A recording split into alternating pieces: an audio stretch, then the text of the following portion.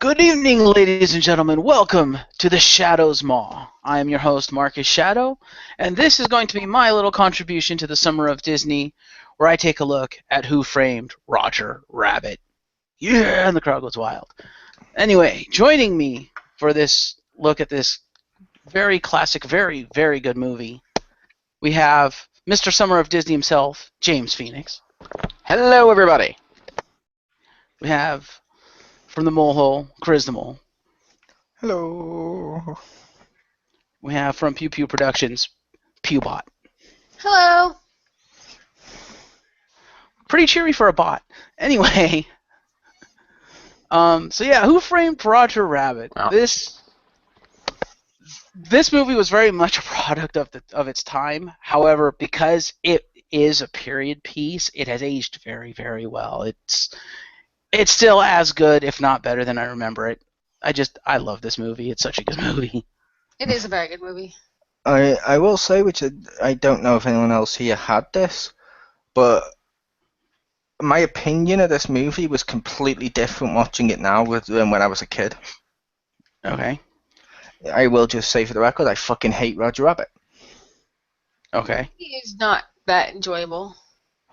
He is not. As a kid, I really loved Roger Rabbit, the character, and I didn't like Eddie Valiant, whoever he's called, the PI, Bob Hoskins, because I was like, he's a boring stick. Come on, I want to see the cartoons. As an adult, I'm watching. I'm like, yeah, I can understand why he's getting pissed off. These cartoons are really fucking annoying, and it makes it so it works for both audiences because you've got one person to root for. If either you're rooting for the Nesquik bunny, or you're rooting for Super Mario dressed as Marcus, dressed as Inspector Gadget. Yes. Boom, and that's their official names. I would also like to say, in memory of Bob Hoskins, rest in peace, Bob. You did great work here. Also, I was watching some of the bonus features. Did not know that Bob Hoskins was British. Oh, yeah. Now I know where the Mr. Smee accent comes from. It's his accent. Well, from a certain point of view. It's more a heightened over-exaggeration-ish of his accent. Yeah. But, yeah, just God, what Bob Hoskins did in this movie, what he had to learn to do to make it believable is just staggering. It's not like I said, that staggering. Well, I was watching a lot of the behind-the-scenes stuff, the bonus features, because I have the Blu-ray, and apparently Zemeckis took most of the main actors, and especially Bob Hoskins, and sent them all to mime school, so that when he's doing the acting in front of the camera and he's got to act like, say, with Roger or with any of the other tunes, because he's gone to that mime school, he can now make it believable that he's actually interacting with these tunes, and like when he's picking up Roger, he can make it look like there's weight behind him picking it up, which I'm like, that's just wow. That's awesome. It is. The only reason I say not that impressive, I mean, it's good that he did that, but the only reason I said not that astonishing is because it's like around the same time that Luke did something very similar in Empire Strikes Back, and obviously Return of the Jedi later, but where he basically made the fact of this puppet seem like a real person based on his responses. Because if you rewatch that without him, it's just boring as fuck. And you've had people do that types of stuff before with CGI or cartoons-ish to a certain degree, and it's like, okay, that's kind of cool. It's always it just means they did a good job, but but I think with Bob Hoskins, it was more the physicality. It was making it physically believable that these make-believe cartoon characters are in the same plane of existence as he is. And Zemeckis even said that obviously he's Bob Zemeckis, so he's done a lot of stuff, including a lot of movies where they put in some things after the fact, and so you have an actor who's got to look at this thing that's not there. And he said most of the actors he's seen that he's had in his movies do it, and you can even look at the movie when you watch the movies, they will look and they will see through what they're supposed to be looking at, like they're looking at a spot on the wall. But when Bob Hoskins was in front of the camera looking at Roger Rabbit, he didn't look at the wall. He looked at where Roger was supposed to be. So when you saw it on screen, it was believable that Eddie Valiant was looking at Roger Rabbit. And he said not a lot of actors have that capability to be able to make you believe that something that's not there is actually there just by looking at it. Yeah, like I said, it is a cool talent, and very few actors have it. But I will say, Zemeckis is full of shit. Okay. He hasn't done too many films where people have to do that. In fact, the only other one I could think of before Roger Rabbit, or around the same time as Roger Rabbit, probably a little before, was Back to the Future, where Marty had to do it multiple times, and he was fucking amazing. So now he's saying that Michael J. Fox isn't worth shit, because he's saying the other actors that he's had that do it. There's only been one. Shark still looks fake. Yeah. Well, the stuff that he's done, and also just watching movies in general, because I'm sure he's watched a lot of movies over his lifetime. Oh, I just, agree with you. If you watch the movies, you can tell they're looking at a point in the wall, not at the actual, like I said, I completely agree with watching other films, and it is, and like I said, I do agree with it being a cool ability or talent or whatever. Mm-hmm. I was just saying when you said his exact words were with the other actors he's worked with, and I'm like, but there's only been one that have done it that you worked with, and that's Michael J. Fox, and he's saying he's crap? No, bullshit. No, I was like paraphrasing, like saying, from his experiences behind the camera and like watching movies, because as a director, he picks up on those things when he's watching movies. Yep, he is a great director, because most people would watch like a Christmas Carol and just think this needs to be like Victorian England. He'll watch a Christmas Carol and think, you know what this needs? Skateboarding Scrooge.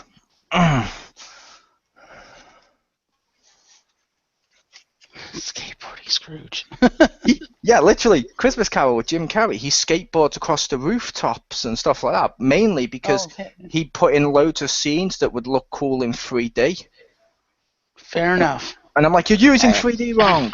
It's meant to enhance the movie, not be the movie. We don't need skateboarding Scrooge. I prefer Scrooge on a pogo cane. Fair enough, but as someone who saw the movie in 3D, it did look really good in 3D. Oh, I've seen the movie in 3D. In fact, I own the movie in 3D Blu-ray. I saw it in 3D in the theaters, though, the good 3D. It's the same.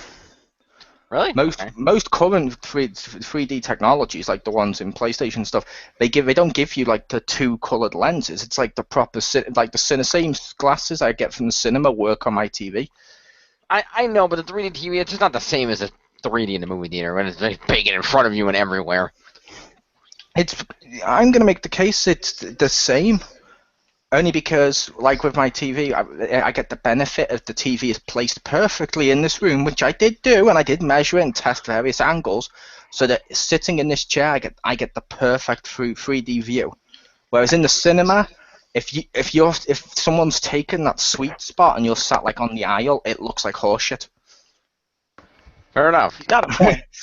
To the point I had to go see Dread 3D twice, because the first time I couldn't get a middle seat and I was on the aisle and most of it looked blurry, so I went back, rewatched it, sat in the middle, and was like, Nice.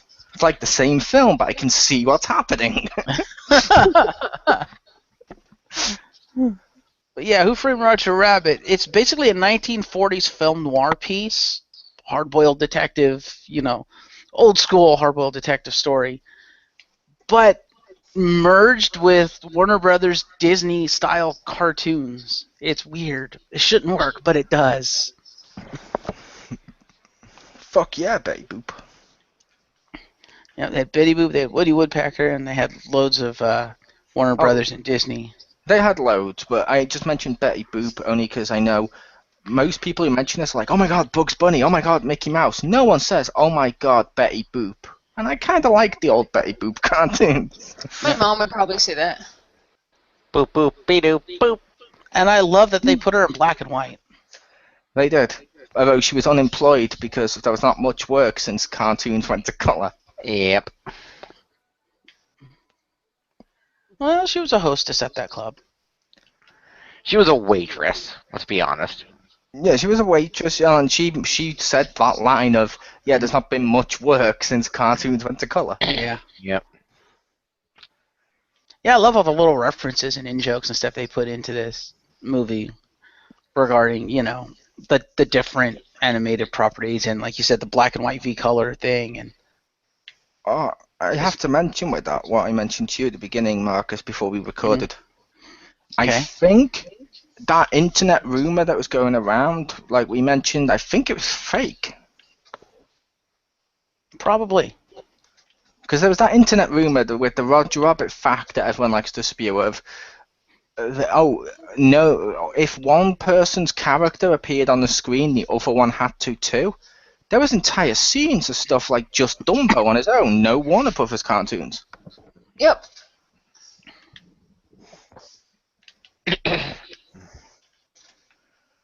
Yep. And there's a whole scene of Yosemite Sam getting shot out, probably out of a can or something, with his ass on fire. Just boom, hits the ground. He's like, "Oh, my butt's on fire! My butt's on fire!" Yeah, I think there's probably equal amounts of time to characters of the different companies, even if they weren't on the screen at the same time. Yeah, there's probably equal, but that's the best way of doing it. Yeah. But I know people were like, they had to be on the screen at the same time, and I'm like, when we watch them, like, wait a minute, have they even seen this film? They're not on the screen at the same time, and like I mentioned to Marcus, when they are on the screen at the same time, like Bugs and Mickey, I put it to you, you can go and see fucking thousands of films where you get scenes of just Mickey or scenes of just Bugs. How many films can you see with both of them side by side? That makes that scene awesome. Mm-hmm. Though I will say, I think they made Mickey kind of a dick. Well, Good, yeah. I think Mickey Mouse Clubhouse already did that. I was like, he's already a dick. We don't need more. He's a dick, and I'm pretty sure, and there's nothing wrong with this, but I'm pretty sure he's a cross-dresser too. Ha. Why not? We know Bugs Bunny's a cross-dresser. Why shouldn't he be too? Yep. Although I was actually referring to the fact he did cross-dress. Ah. In one of the Mickey Mouse clubhouses, he literally, to pick up something so that his wife wouldn't care about or wouldn't know or anything, he dresses like Minnie Mouse with the dress and puts the bow on his head so he looks just like her, and goes out with Donald dressed up as whatever the hell her name is, the Daisy. female Daisy. They both go out dressed as their wives and say to like Clanabelle, oh yeah, and do us a favor, we want to keep this just between us, so please don't repeat this back to us or anyone else around the same time, the cow and stuff. And I'm like, that's kind of funny that he tried that. But that's neither here nor there. I don't know. Yeah, I don't know. Am I the only one getting echo? Are you getting echo? Yes. I don't hear it. I think the echo is coming from your end, Pew. Like, Yeah. we're hearing ourselves through you, only slightly. But you're on my headset. I mean, I could lower the volume of, like, I hear my headset, if that does something. That could probably help. Maybe. Yeah, Okay, that's now like- you're at 92. How does that sound? Okay. I don't hear it now. Okay. Yeah, think that sounds we're okay now. But yeah, as I was saying, I don't know.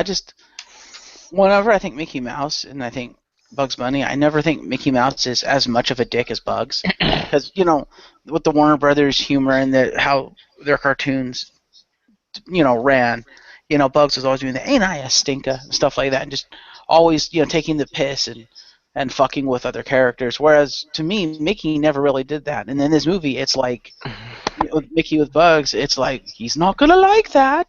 I'm like, wow, you're a dick. Yeah, but Bugs does it all in, Bugs always does it in good fun. Even when he's doing something like bad to somebody, it's in good fun. It's because they were an ass to him first, or because it's just, it's all in good fun. He's not intentionally trying to hurt anybody or intentionally trying to be a dick. It's just basically them bad guys getting comeuppance and whatever. Whereas with Mickey, it just seems like he's being outright mean. Yeah. I would also make the case that's because it's not Mickey Mouse. Okay. As we saw on the very first opening of the film, the second the cartoons that we watch wrap up, the baby suddenly stops being cute and starts acting all like with a gruff voice, like yeah, okay, and starts going off on his own. Which and Betty Boop's now working in a club and stuff. This isn't Mickey Mouse from the Disney cartoons. This is real Mickey Mouse because in this world he's an actor that plays those cartoons. That is true. This is true. I didn't think about that.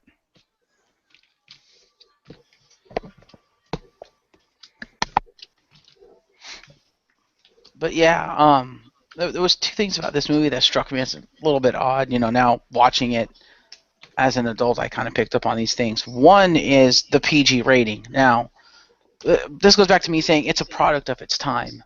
Only in 1988 would you get away with making this movie PG. Because if you tried to put this through the censor board now, holy shit, this would be at least a PG-13, if not a hard R. Yeah, because they didn't have the ratings in place. I wouldn't say it wouldn't be an R. Yeah, I'm pretty sure PG-13. Yeah. Yeah, PG-13, definitely not an R. Yeah, and counterpoint, just a few years prior, they had released Back to the Future, which also got a PG rating. And let us not forget that movie had profanity and incest. Yep. Fair. Plus You have we to show also like actual tits or something. It was Yeah. R. plus we also had stuff like E.T., which when they re-released it, they mentioned in modern PG stuff they'd have to remove the guns. They also had And Star they Wars. replaced it with walkie-talkies, didn't they? Yeah, we also had Star Wars where people lost limbs.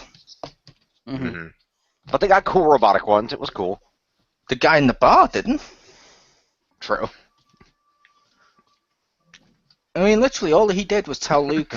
All that happened is his friend told Luke he doesn't like you. The guy goes, ah, and Obi-Wan's response, as the nice, peaceful Jedi Master, is to dislimb him.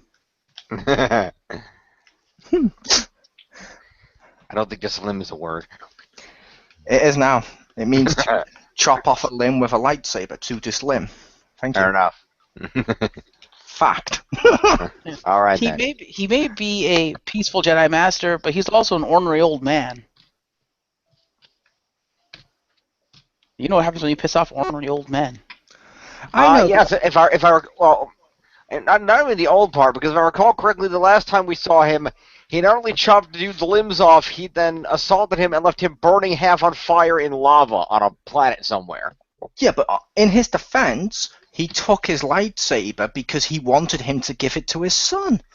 He didn't say it out loud, but it was implied by all of his screaming in pain. And I hate you! I hate you! That's clearly give my lightsaber to my son and give him my regards. You've got to read in between the lines. Do you not speak, Set on Fire? Yes. That must be a really small gap between those lines then. It's implied with his eyes. Yes, the eyes that are burning holes through the back of Obi-Wan's head as he's walking away. Yeah, but yeah, like I said, which the PG stuff, we've had loads of films like that, and to be fair, it's not too bad a film with the stuff in it. The only downside is now people are against smoking, so anytime you see cigars or smoking on the screen would be a no. And even the violence was done in a cartoony way. It'd be a PG-12. It'd be like a 12 at most. Mm-hmm. Although, like I said, there was the one. Yeah, but there was the one scene where the fucking filmmaker gets shot multiple times, and it's literally just sat there in the chair, dead with holes in his body. There's the brutal graphic murder of a tune and dip, which I'm sorry if you're a young kid watching that. Yeah, that could potentially scar you. And then there's scarred with that. You're not normal. I wasn't scarred with that, and also when I rewatched the film, I watched that with my nephew so we could see it for the first time, and I got to see him also go through the same thing I did if he liked Roger Rabbit. There's nothing horrible about that scene. It's overly graphic if you think into it way too hard as an adult. It's like, who here likes the Christmas movie Scrooged? That was a good movie. That's like a PG. That has people being shot and all the other stuff, but it's not in a really bad way. It's not the same as, say, Rambo or anything like that. It's just more in tongue-in-cheek, cartoony violence. It's fine. It doesn't hurt anyone. And then, of course, there's the rampant alcoholism with Eddie constantly drinking scotch, and then, like, he goes into that bar, and it's like, you know, if it was a standard bar, like maybe like a Cheers or something like that, okay, fair enough. But he goes into this bar, and there's nothing but racks upon racks upon racks of hard liquor. I'm like, wow. I mean, it fits the time period and the whole film noir thing they were going for. I'm like, okay, this bar is not PG, dude. I would say that is PG. Not necessarily because people don't like alcoholism, but he didn't go too far into alcoholism. But we see, like, even though he should be alcoholic, we see Tony Stark drinking in Avengers. Homer's always at the bar or getting drunk. This is true. Like I said, it's just a nice. Yeah. It's a PG film. It's just one that's got some grown-up tones to it. But like I said, it's not bad. It's not bad. It's not overly horrible, or it's not going to scar children for life or anything like that. It's just a nice cartoony toon film. Yeah. No beer, no TV, make Homer go crazy. Yeah. Fair enough. I don't know. Maybe I'm just old-fashioned, and I don't know. But like I said, just watching it as an adult, I'm like, I think wow, this is PG? But you were happy when it came out. Drop the fashion, and I think you got it right. Yes, I was there when it came out, and I was a kid when it came out. No, you weren't. Pretty much haven't seen it since. So this is like the first time I've seen it in like 10 years, 20 years, something like that. You're about 25 when it came out. Fact. No, I wasn't. But anyway. Fact. Too late. He declared it. You were never a child. You were born an old man.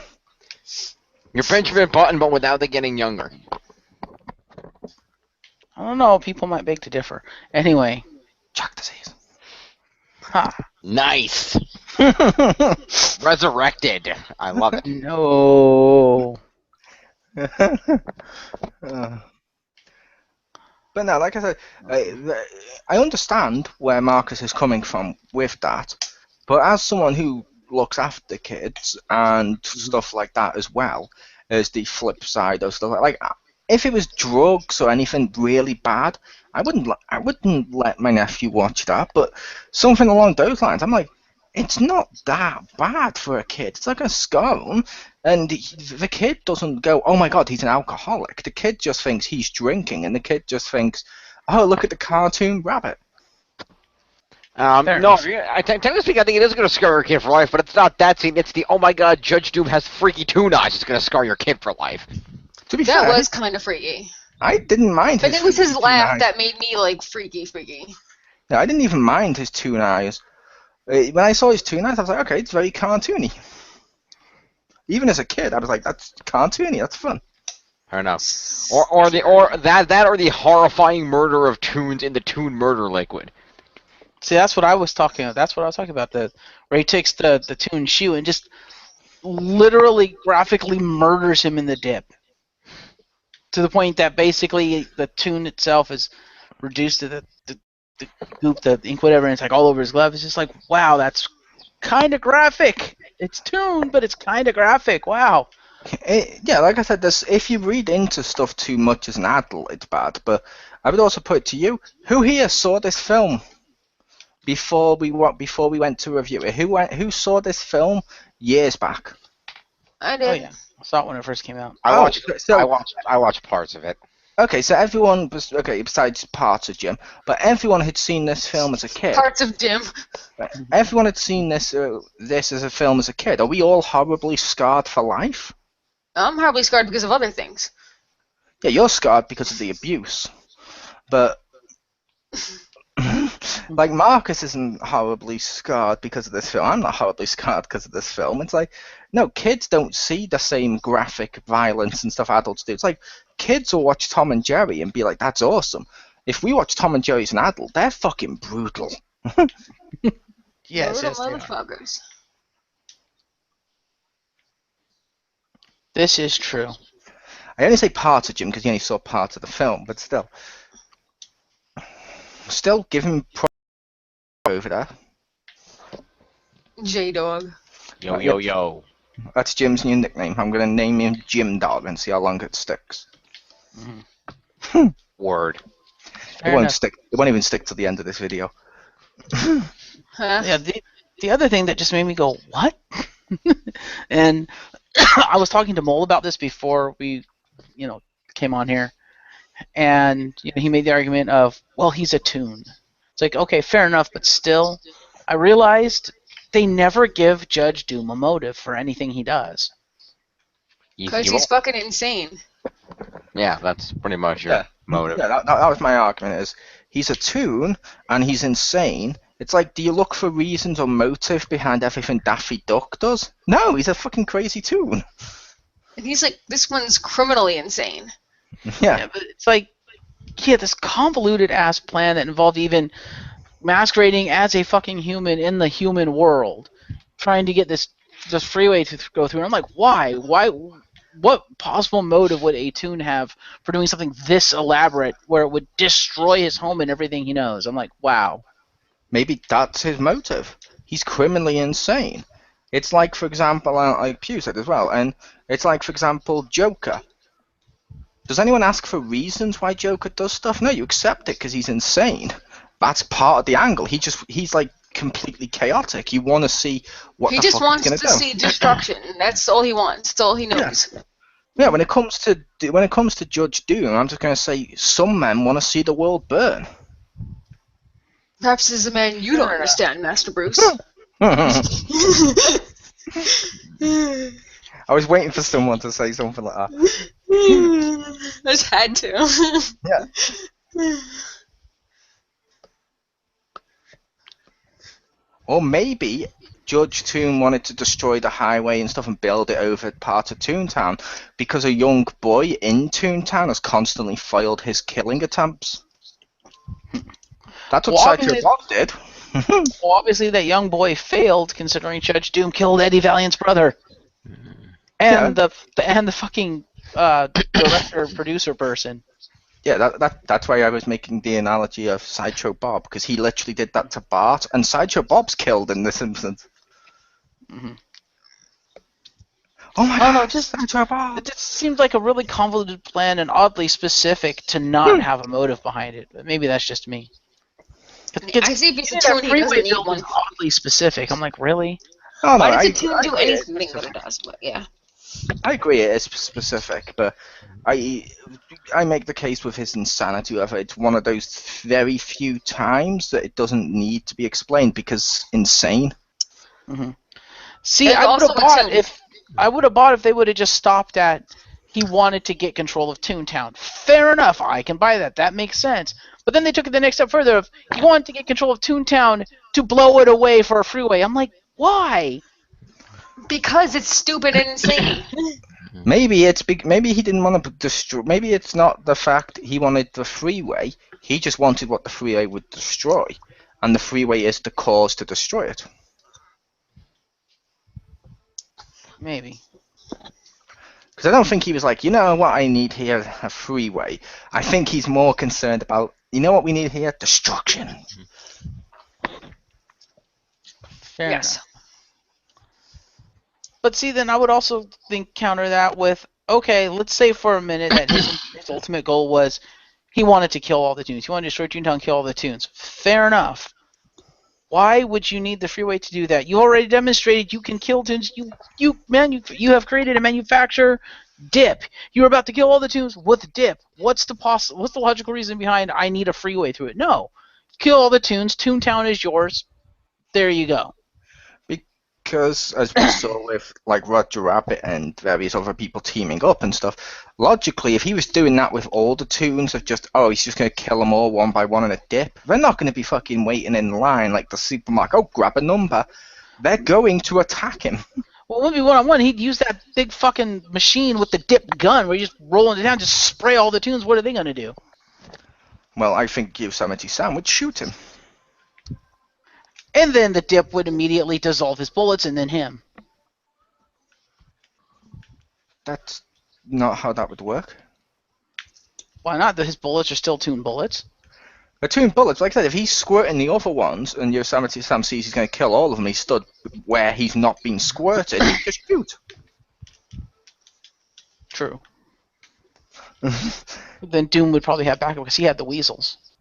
And to be fair, this is still nowhere near as convoluted or horrible or really vague or really shit a plan as I'm going to stand here and wait for a giant rock to launch me like one of his other characters. True. Well, I'm not saying it was a bad plan. I'm just saying there was no motive behind it. There wasn't a reason for it that I could see. I'm like, I mean, even insane, I don't quite buy that. Of like, even if you're insane, you don't do something this convoluted and this specific without a reason for it. Why not? Like I said, Joker has before now. Yeah. Well, part of I'm a toon, so I'm insane. Plus, I'm actually insane for even toon levels insane. He's 2 levels of insanity already. He's insane because he's a toon, and plus he's actually insane even for a toon. However, insanity times 2. Yeah. However, yeah, they probably could have gave us more story with that, but the film was already almost was an hour and 40 minutes, I think it was. Mm-hmm. That's pretty long back then for a film with cartoons in it. Mm-hmm. Yeah, the rest of the film is great. It's well written, well acted film. It's just when it was over, I realized, there's something missing here. Yep. Which, like I said, it could have. I could see why you'd want it fleshed out more. In that regard. Yeah, and it's not like I'd be asking for like a whole nother scene or anything. It's just like one line of, maybe one line of like Eddie saying, "Why, Doom? Why are you doing all this? Why the freeway thing?" And then Doom says, "Because of this." Boom. Okay, done. This is why I want this. And be like, okay, fair enough. You've now provided an entire motive for why he wants to do it. Fair enough. Okay, you can kill him now. Yep. But yeah, the choreography in this movie was phenomenal, like you said before, because they kept the toon sensibility with how things worked, and and in the interactions between the humans and the toons, and that's hard to do. That is. Like, I love that mallet with the fist in it. Also, just because we have to say it once, Jessica Rabbit. Yeah. Cue the clip. Indeed. Indeed. Aw, Jim didn't cue the clip. Unfortunately, this is a live recording. I can't cue a clip. You could just say the line. But I could. But yeah, Jessica Rabbit, and that's also part of the whole how the hell did this get PG? Because okay, fair enough, hot woman, I get it, but then what they do with her is like, how is this PG? How is it not? The whole like sexual overtones and the she was basically all over Eddie and stuff, just trying to get into his pants. I'm like, wow. Yeah, but there's been kids' cartoons with characters like that. Yeah. Really? A big example would be the person who sprayed perfume all over her cards in that show you and Jim like.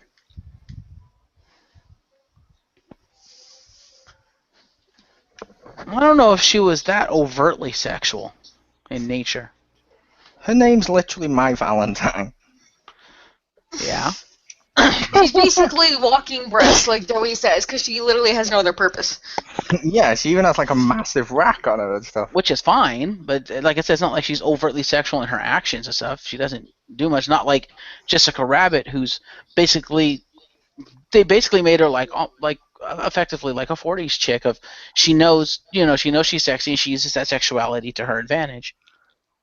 Yep. Which, like I said, that's not that does the fact we don't see sexual stuff.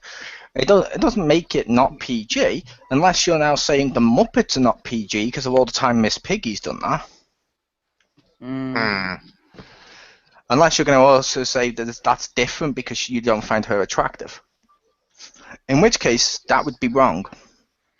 That would be wrong. Oh, come on. Who doesn't love waking up in the morning to that fresh smell of bacon?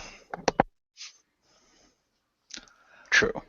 No, I mean, it would be wrong to say, well, if I don't find them attractive, it's okay. It's like, no, that's not how that works. Yeah. Yeah, there's been loads of kids' characters who have that diva or Scarlet or Vixen type personality, and it's like, it's not bad as long as they don't actually show the sexual stuff. Mm-hmm. Fair enough. What does Jim think of all this since he's been silent? Yeah, I think it's okay because it's the idea is okay. She is she's supposed to be an attractive one who's using her looks to to her advantage, and I think kids can understand that basic concept. The sexual portion of it, no, but kids understand that okay, she's pretty, the boy thinks she's pretty, therefore he's going to do stuff for her. That's a basic concept that even kids can understand.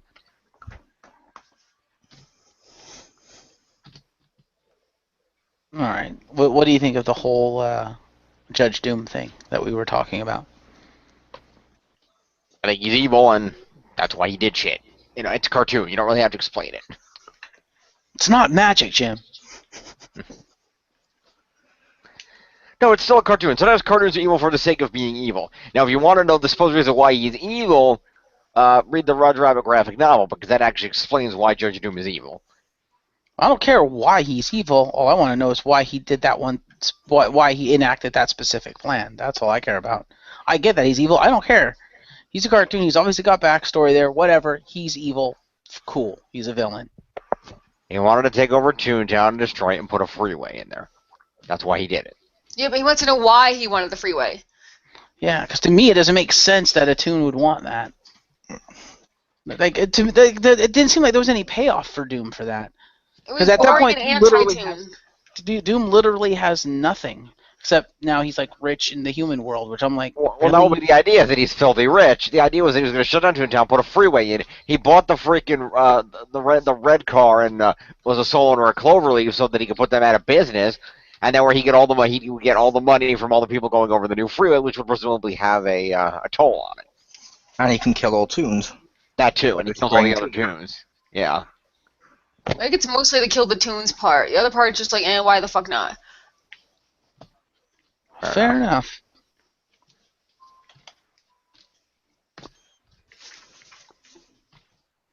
But yeah, aside from those things, like I said, there's really not much bad about this movie.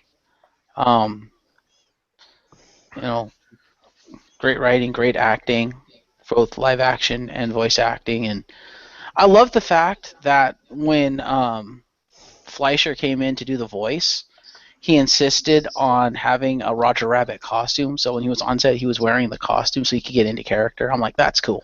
Mm. And I also love that when the studio saw like the first cuts of the movie, because they hadn't done any of the like animation yet, so all they had was the live action footage with Fleischer in the costume. They looked at that, saw the costume, was like, wow, this movie's gonna be shit. Mm. And Zemeckis was like, you do realize we haven't done any of the animation for it yet, right? Yep. But I also love when they did the pre-screenings for this. Zemeckis himself will even admit, yeah, they kind of fucked up. Because the very first pre-screening they did with it was basically the beginning of the movie. So you know how the movie opens with the Roger Rabbit short, and then it's supposed to pan out to they're on set doing this thing. So they showed that short, basically, and it was supposed to pan out. But they showed it to a group of teenagers, like 16, 17, 18-year-olds, who, at that age, in that time, didn't give a shit about a cartoon movie. So what they saw it open up with the cartoon, and about halfway through the cartoon, they all fucking walked out because they're like, this is a fucking cartoon, what the hell? They didn't get to the point where it pans out and you realize, oh, these are cartoon actors on a cartoon, there's actually live action in it. Mm. That's when they realized, we think we showed it to the wrong demographic. Well, clearly. Which, yeah, like I said, I like the film. I don't like Roger Rabbit, the character. Watching it now, he's just annoying as hell. Mm. Fair enough. But like I said, I know kids like him, so that's fair enough. Yeah, I'm kind of with you on that one. When I was younger, I loved the Roger Rabbit, the character, but now watching him as an adult, I'm like, wow, you're a dick and an idiot. Yep. And I love the character of Eddie Valiant now. Didn't like him much as a kid, but I love him now. Just seeing the nuance they put into that character, I'm like, wow, he's a really complex character. Yep. And yeah, I would say it's almost to a certain degree, but I know people are probably going to go with that. It's almost the reverse Jar Jar. I.e., we were adults watching episode 1, we hated Jar Jar. Kids watching episode 1 liked it, and everyone's like, no, why would you put a kid character in a kid film? No! However, the kids liked him. And it's like, yeah, the adults found him fucking irritating. I found Roger Rabbit irritating as a character, but I didn't mind it because the film was really good. Fair enough. Although I am interested to see if the sequel that they announced in 2 years ago actually goes anywhere. Unlikely. They announced 2 years ago that Disney is planning and working on a prequel film with Mickey and Roger Rabbit together on like this like 1940 something road trip and stuff, and it's like the story of how he meets Jessica Rabbit and stuff like that. That's cool. That could work. So it'd be all animated then? Yeah. Nice. That'd be cool. It'd either be all animated or it'd be animated live action, because let's face it, the toons were also in our world during it, so during the film, so it could be both. It just wouldn't be Warner Brothers too. Which is too bad. Because it'd be awesome if they did a prequel like that to also show like how Mickey and Bugs became friends and stuff. That'd be awesome. It would be, although I'm going to make a point here, which I know Jim's going to smile at, because I'm actually going to defend Disney for once. Okay. Okay. Who the fuck gives a shit about Bugs Bunny nowadays? I don't mean that in a bad way. I just mean, okay, we had the new Looney Tunes show, which was really good, but only adults really seem to like that show anyway, who liked Bugs Bunny anyway. Mm-hmm. Kids will go, oh my god, Mickey Mouse, and wear the Mickey Mouse Mouseketeers, whatever you want to call them, ears, and they'll go, oh my god, I want to go to Disneyland, oh my god, it's Mickey Mouse, oh my god, I love Mickey Mouse, oh my god, Mickey Mouse for Disney Infinity, oh my god, Sorcerer Mickey, oh my god, Keyblade Mickey, I want this Mickey. I've never heard anyone say I want Bugs, because unfortunately Looney Tunes as a brand has fallen so far behind that they're not worthy of sharing a screen with Mickey Mouse this day and age.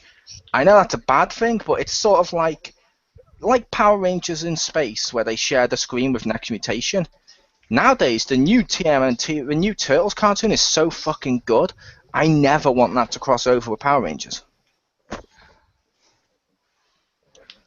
Fair Or enough. it's sort of how we felt with the Flintstones meeting WWE. I was like, no one gives a shit about the Flintstones anymore. Ironically, it's two brands, one which people care about, the other one no one gives a shit about. Scooby-Doo, WWE, people cared about both properties, great film. Flintstones, WWE, no one really cared about the Flintstones, and I'll be honest, it's not a good film. Most likely because the best part of it was more of a guest starring role, and that doesn't work. Yeah. But I don't know if anyone, I don't know if Jim or Pew would agree with that. I agree with that, because if nobody cares about one of the properties, then there's no point. Yep. I agree, but at the same time, I feel like the Flintstones is timeless, and that there's still a lot of people who care about the Flintstones. I wouldn't say they're timeless, because I know like a lot of people didn't like the Flintstones when it was on, let alone now. Which is fine, but there's a lot of people who, did like the Flintstones when it was on, which is why it was one of the most successful cartoons of all time. Yes, but that was sort of my point, Jim. I cared about the Flintstones. I loved the Flintstones. No kid today is interested in the Flintstones. That movie came the fuck out of nowhere as a kids' film. Nobody likes it now. Like nobody. No, If you said, but the idea, which I understand, but the idea is that Hanna-Barbera is trying to revive those properties so the kids will know who they are again, and what better way than to put it in with a property that they do know, the WWE. Yeah, it just didn't feel good like it did with. It felt like it felt good with the Scooby Doo one. And like I said, I actually like the Flintstones. I love the Flintstones. I own most of the I think I own all the seasons that they released on DVD. I love the Flintstones. I even liked the Flintstones when they were kids and when Pebbles and Bam Bam grew up and got married and all those shows. I like them. Hell, I can even tolerate the live action Flintstone stuff. I just don't think Flintstones in today's world is held to the same esteem as WWE. And that doesn't mean WWE is such a great company. It just means it doesn't belong. It's like, It's not as popular. yeah, it's like Bugs Bunny. I love Bugs Bunny. He's a great character. I love Tasmanian Devil. But Mickey, Goofy, Donald, and stuff like that, they've still managed to keep reinventing themselves and staying relevant. And it's that relativity which is the problem with sharing a screen. Looney Tunes show. Which, like I said, most of the reason that's got such low ratings, and they've done the polls on that, mostly adults watch that show. Ah. Yeah, I even tried to get like my niece and nephew to watch the Looney Tunes show. I fucking love that show. Lola is the best part of that show. Mhm. But I love that show. They didn't like it as much. Because it was mainly written as like an adult-ish sitcom, and it's like that doesn't work for kids. Yeah, Fair enough. this is true. But the idea If- of that, like, the idea of that sequel of like meeting Jessica Rabbit and being with Mickey and all that stuff, that could be really fun. Yeah, if Spielberg is still doing this, like attached to it and stuff like that, I'd love to see an actual sequel to it. Obviously, with a new character, you can't use Eddie anymore because Bob Hoskins. But I'd love to see it because, I'm sorry, I'd love to see a Who Framed Roger Rabbit movie with the fucking Animaniacs in it. That'd be amazing. That would be, but that'd be the same thing as the Bugs Bunny, if not more so. I think the Animaniacs are more popular than Bugs Bunny in this day. With adults, I mean about with the kids who would be the audience for the PG stuff, they're more likely to have seen Looney Tunes back in action because that was newer than they would have Animaniacs from the 90s. True. And I like I said, I don't mean that in a bad way to anyone listening. It's like I love the TV show Gargoyles. I understand why that's not in Disney Infinity because it doesn't hold a place in kids' hearts when they want to play Disney Infinity. Therefore, they wouldn't buy the toys. No, I think Disney Infinity would be different to, like, say, making this movie, because I can understand what you're saying about the relevance and popularity with regards to putting them in the movie. Fair enough, that makes sense. But with a video game, especially one like Disney Infinity, there's almost no reason to not put the Gargoyles in there because, okay, a lot of the kids won't go buy it, but a lot of the like older teens and like adults who also play this game and buy figures, not only play the game but for collectors' purposes, would buy it. You'd still have a high sales of Gargoyle stuff if you put Gargoyles in there.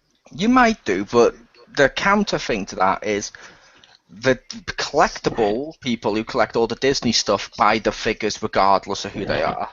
The adults who buy the game will buy stuff based on the stuff anyway. All they'd be doing is just having a load of figures that it's less likely kids are going to want for Christmas, which is a big selling point to go one-on-one with Skylanders.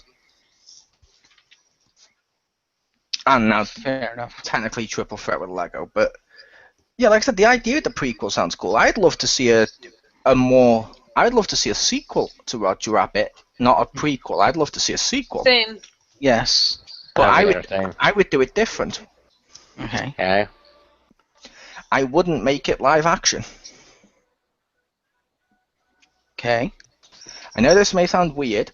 I would love to see the film done, and I'm not saying it like this just because Marvel is owned by Disney before people say that, but like a sort of like a civil war brewing within Toontown between 3D animation and 2D animation. That'd you be could fucking see, awesome. like Mickey Mouse meet Buzz Lightyear, and the interactions between those two, or oh my God, now Lightning McQueen is meeting the red car and stuff like that. It'd be fun. That'd be awesome. Nice. And I think people would like it because there is genuinely with the audiences nowadays, there is that, like in the 80s there was that stigma of cartoons are just for kids. It will never work with live action. The two, which one do you put? You have to prefer like one or the other. It wasn't like today where people are more embracing of people liking all stuff, but there's still that mindset of which do you prefer, 2D animation or 3D animation? I think a crossover like that with Roger Rabbit would be fucking awesome. It would be. Yeah, I it think would. you should write it, Mole. Yeah. Write it and send it in right now. Yeah. Mhm. Get all the monies. For the record, if you want a little bit of prequel, that's the graphic novel. So, yeah, feel free. Fair enough. Cool. But yes, Hugh and Jim, what did you guys think of the movie? I really loved it, and they had this whole Disney Imagineer interactive thing there. So I was part of that when they did the Roger Rabbit thing. That explains it. She's a toon. No, like, but they had Oh this my whole... God, she's a toon! At last, an explanation for all things Pew. Thank you. I've been waiting for this moment. Jim, hit the applause button. We have our moment.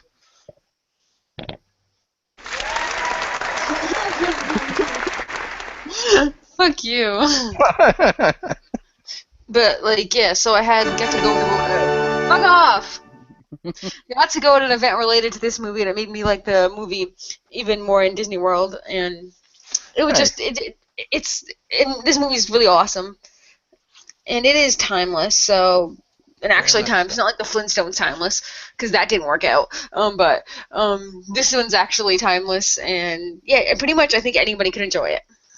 To be fair, if by timeless you mean still holds up today, I would say the original Flintstones does hold up today, and I would say the two are as timeless because at the same point, kids aren't asking to go see Roger Rabbit films.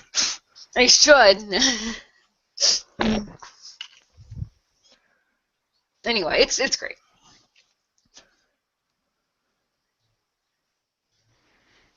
Jim? I agree. I like the film a lot. Like I said, I haven't watched it in a long time, and really the whole thing through. But it's a really great movie. The story's a lot of fun. Seeing the cartoons interacting with the human actors is great. Roger as a character is annoying, but I think his purpose is to be annoying. He's supposed to be annoying to Eddie, but then come around and make you like him anyway. That was kind of the purpose, so I think it worked for that. And overall, I think it's a good movie, and I think people should go see it. Also, I still say the best scene in the movie is the Daffy Donald piano fight. That was awesome. Does anybody Which- understand this duck? Which, yeah, like I said, Jim, I that is something I do find interesting watching it as an adult and watching it as a kid. As like I said, as a kid, to me, Eddie was annoying with his boo, I don't like the toons mentality. He was annoying as hell. As an adult, I'm like, I completely understand where you're coming from. Roger Rabbit is really annoying, but it's like, which means it's ironically whatever age rating you go on, you've got the same dynamic, Yeah. which not a lot of people could pull off. It's true. It's true. Also, Pew is a toon. Fact. Fuck off. We heard it here. She was created in the Imagination Center, or whatever it was called. It is now Imagination. It's called the Imagination Station. Clearly, Imagination. it's the Imagination Station. Mm-hmm.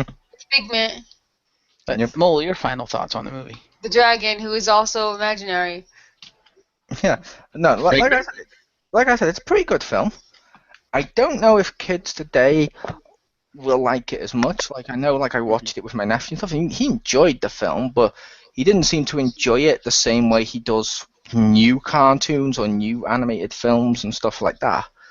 So you know what I mean? Because it was like like he found it a little dull for him as a kid today, which I understand. Especially because, like I said, some of those cartoons in there, like Dumbo and like Bugs Bunny and stuff like that, they're not ones kids are infinitely familiar with today. But as a kid growing up around that age, I really loved Dumbo. I did like Dumbo. That's one of the best Disney films, and in my opinion, one of the most underrated. I'm not saying it's the best, but no one ever puts Dumbo up there. It should be. It's awesome. But yeah, like I said, as an adult watching it, it's still fun, and there's new parts I can enjoy, and it's almost got that nostalgic aspect for an adult with the old tunes in there. So yeah, I liked it. Would you recommend it? It depends who you are. Fair enough. It's freaking like at ShopRite for like $2. Just buy it and watch it. Yeah, but the reason I say it depends who you are, Pew, is if you're too young to appreciate who all these cartoon characters are, you're not going to enjoy the film as much. They can easily spend the like $2, $3, $4, $5, however much it is, and buy like I don't know, like say Volume 1 of Turtles or a SpongeBob film, or like one of the Pixar films has been reduced to clear or something like that, which would hold more weight with the kid today. So yeah, like I said, it depends on what you're buying it for. Okay. Fair enough. Jim, I have to ask you a question. Ask me a question. Will you marry him? No, I will not. Does Disney currently hold the rights to Roger Rabbit? Yes. Yes, I believe so, because it was released by Touchstone Pictures, which is a subsidiary of the Walt Disney Company. Plus, Okay. they do, because I mentioned to you, like, because it's owned by just Disney now, to like 2 years ago, they announced the prequel with just Mickey. Ah, fair enough. Okay, fair enough. Yeah, because I watched like the previews on the Blu-ray, and it's like it's all Disney films. I'm like, wow, really? Okay, guess they own it. I would also make the case if it wasn't Disney, that would be a horrible choice for summer at Disney. Which means you chose right because it was Disney. Boom. Not really, because there's Disney characters in it. There it is, but I was just Yeah, making yeah. the point. It's Disney. Woo. Yeah, because I hit the previews. I was expecting like previews of Touchstone Pictures films to coming, and it's all Disney, Disney, Disney, Disney. Peter Pan, this and that. I'm like, wow, okay, fair No, enough. I will say to people watching, this is the only Roger Rabbit thing you should watch. I don't mean the book that Jim linked to, because that's reading. I mean watch, because they also released those 2D Roger Rabbit cartoons, and oh my god, even as a kid, they were horrible. I didn't like them as much. I don't know why. Those 3 shorts. Yeah. The first one was really good. I liked the first one. The other 2, yeah. They were And all they were What's put onto like a VHS. They were put onto like a VHS tape here. I believe I still own, and I was like, cool. And as a kid, I was like, cool, and I go to watch him. Like, it's not like wasn't like the film. I didn't enjoy it as much, and I think I only watched it like two times or so, and that was just gone. You should probably rewatch it now as an adult. I think you might have a different opinion, but yeah, because the 3 shorts. Okay. Not really. When my opinion as an adult is that it's the most annoying character in the film. True. Fair enough. It'd be But like yeah, watching the Ewok cartoon. True. But yeah, the 3 shorts were added in as part of the bonus features on the Blu-ray. So I watched them, and the first one, which was the one where it's Baby Herman and Roger Rabbit in the hospital because Baby Herman swallowed a rattle. I don't know if you remember that one. That was fucking awesome. I loved that one. That was hilarious. But the other 2 just weren't as good because, in my opinion, they didn't have an ending to it. I was like, okay, neither of them actually ended. I'm like, okay, that was kind of shit. But that first one actually had an ending, and it felt in tone with the movie and with the Toon world they were trying to create within the movie. So I'm like, okay, that works. That's cool. Cool. But yeah, I really do love this movie. I'd probably put it up there in my top 5 movies of all time. Might even go so far as to say number 2. Having now rewatched it for the first time in like 20-something years. You really need to see The Godfather. Yeah, there you go.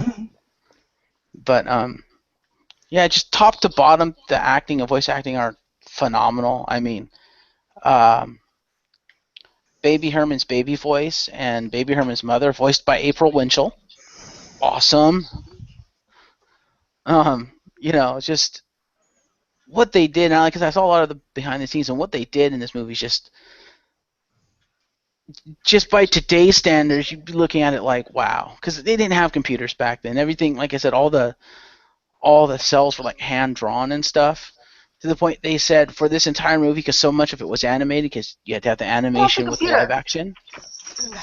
What's Sorry, that? my cat was dancing on the keyboard. No. Also, do you not hear that? Huh. Like, because my neighbors are blasting classical music, and I wasn't sure you heard that. No. Okay. But We don't, and they're most likely trying to hide a murder. It's just odd. Like, it's fucking blasting Beethoven, like, and I'm, 40 feet away from the house. Yeah, like I was saying, they drew pretty much every frame that required animation in it by hand, and I believe the animators said that by the end of the movie, by the time they finished the movie, they had drawn like 85,000 independent frames by hand over the course of 2 years. I was like, wow, Yep, that's dedication. Yep, that is what hand-drawn animation was like. Now imagine how many frames it would have been if the movie was entirely animated. Yeah, it's like, did you ever? Yeah, exactly. Like, did you ever see? Oh, which one was it? It was one of the Pixar Blu-rays I've got. I can't remember which one, but they were talking about all the Pixar films, and Pixar themselves mentioned how hard and difficult it was for them. Do you remember Finding Nemo? I never saw the movie, but I've heard of it. Yes. Okay, well, there's scenes in that with the water and there's like waves and stuff, and Pixar mentioned themselves, we couldn't get this to look as good as this, and they showed the scene of Pinocchio with the waves and stuff, and they're like, because that was so hand-drawn, each one of those little droplets is so meticulously hand-drawn, frame by frame and all that. It's like, we can't even replicate that nowadays on computers. I've still got massive respect for people who did that. That's a great effect. And I'm like, yeah, hand-drawn animation was really fucking painstakingly long. Yeah, it was. Unless, of course, you lived in Japan, in which case they kept using the same scenes over and over again to save money. Mm-hmm. Or if you were working on the Flintstones and it used the same backgrounds. Same backgrounds isn't as bad as much as I like Dragon Ball Z. I can critique it objectively. There's loads of scenes where it's just the same eye movements watching the fight. Yeah. And Jim, I would say it'd be about the same amount of frames, because it would be a lot more work because they'd have to animate or draw more within the frame, but there was very, very few scenes, if any, that didn't have at least one animated component in the scene where they had to draw frames for it. Mm-hmm. That's why it was 85,000 frames, because they literally had to animate the entire friggin' movie. Because they did say if you just took all the animation and ran it, they had for that entire movie about 55 minutes of just pure animation. But it wouldn't have been every part of the movie, because the movie is 1 hour 40 minutes. Yep. Works out about half. Fair enough.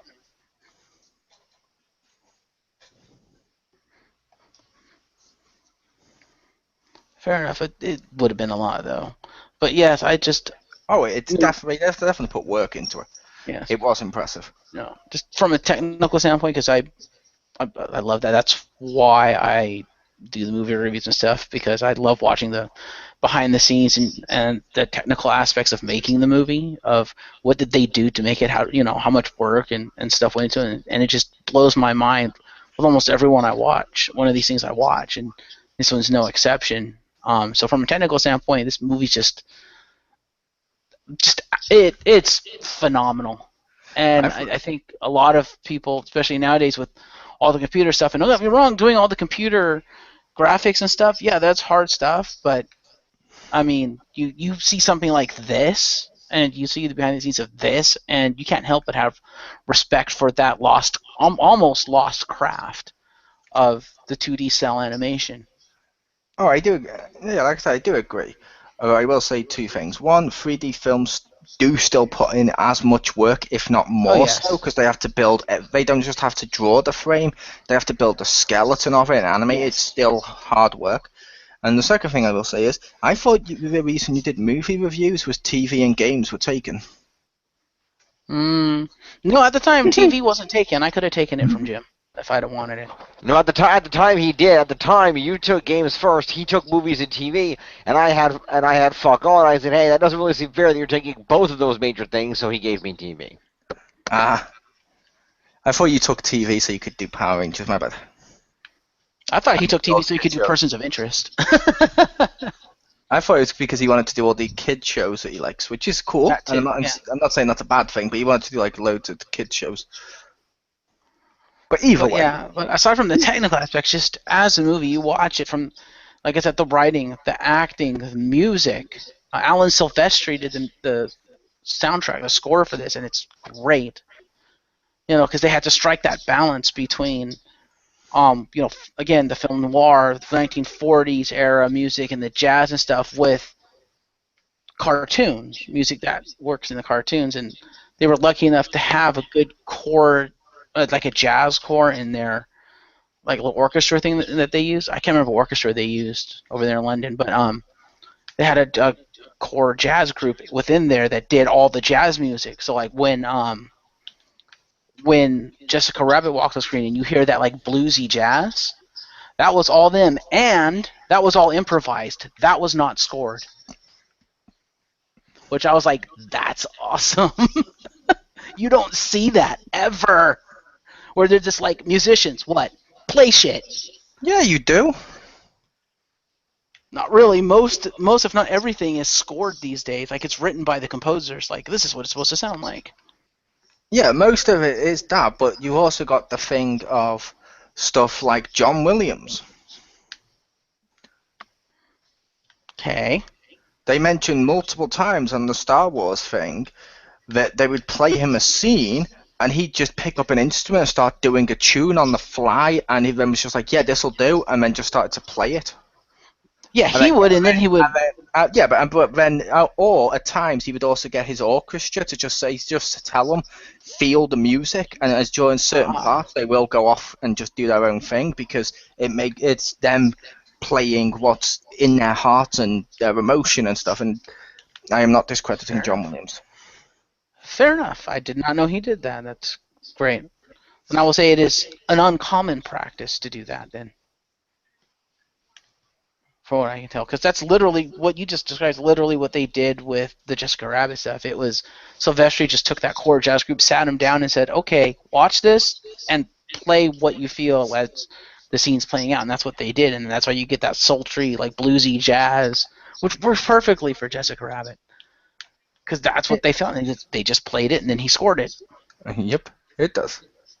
But just from top to bottom, this is almost a perfect movie. Yeah, like I said, you really don't see that often. I can only think of two, and that's, well, three if you include Roger Rabbit. And that is John Williams doing that, and also what Joss Whedon did for Buffy. Fucking people keep sending me Yahtzee requests. During the musical episode, he didn't write the song for Spike or for Giles because James Masters and Anthony Head both had musical backgrounds. He let them get into character and then just do the music and plan all the stuff out and do it all freeform and ad-lib it and stuff based on what they were feeling as the characters, but with their musical backgrounds. And that's why Once More With Feeling is an awesome musical. Nice. Yeah, like I said, this is almost a perfect movie. And in fact, another thing it has going for it is something that would kill a lot of movies in this day and age. It would not kill, but it would make a lot of the movies not age as well, and that is dating the movie. Because you look at a lot of movies that were like made and set in the 80s or 90s, they don't age very well because you're like, okay, yeah, that's totally 90s and doesn't work in today's age. But this one, like I've said multiple times, it's film noir. It's set in the 40s, and it's a period piece. And most period pieces, not all, but most period pieces still age well if it's supposed. You know what I mean? It's like it doesn't date it as a movie because it's meant to be that, as opposed to we're gonna set it at this time because that happens to be when the movie's being made. Yep. You know, and it's kind of a timeless time too, because if you look at how people are dressed and stuff like that, some of that stuff is still kind of in now. But yeah, the fact that it's 1940s, and it worked also with the cartoons because a lot of the cartoons stuff they used were the cartoons of that era, so it fits. And as Mo pointed out, the only thing that probably hurts the movie right now is the fact that a lot of the cartoons and the references they make within the movie, kids these days probably wouldn't care about, and thus they would not. Definitely wouldn't care about. Like, I don't know any kid that knows Betty Boop. True. And thus, you would not get the kids market for this movie, which is what it kind of was designed to be, which was a kids movie. It was. Which, yeah, the modern day version would be probably Shrek and Buzz Lightyear instead of Mickey and Buzz. Oh, Mickey and Bugs. Sorry. Mm-hmm. In fact, and I love this, the late great Bob Hoskins, he said this movie is probably one of, if not his most proudest moment as an actor, and the proudest movie he's ever made, because he was able to walk into the theater with his kids, sit down and watch it when it premiered. Really? He wasn't that proud of Super Mario? Who was? Oh, come on. I could see him sitting down, taking his kids to the theater and being like, I'm sorry. I could see that too. But yes, I believe you should take us out. Yes. So yeah, absolutely check this movie out if you get the chance. It's a great movie. Like we said, kids today might not be interested in it as much, but if you're looking for a movie to sit and watch with your kids, maybe try to get them interested in it. I think this would be a good movie to at least try and see if they're interested in it. If not, big nostalgia kick for you, and that's always a good thing.